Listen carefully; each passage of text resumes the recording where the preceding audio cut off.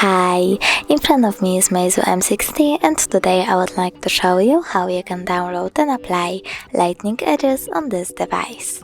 Start by opening Play Store and typing edges. Then download this app from this developer.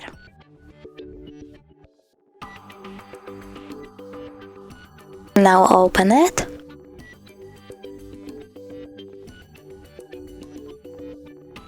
And click on one of these themes, for example that one.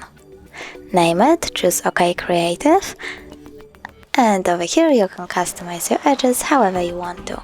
You can change round style, add pattern, change animation speed, border size, and many other things. When you're done but you want to relive your current wallpaper, tap on one of these sources like photos. Select a photo, for example that one, adjust it and click at the top right corner. Choose Create and tap on the theme that you created. Select Enable Wallpaper and tap on Apply.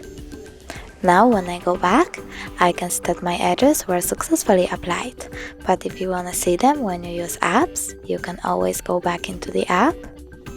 Choose Home, scroll all the way down, tap on the switcher next to Enable Overlay Other App, and as you can see, now I can see my edges when I use apps.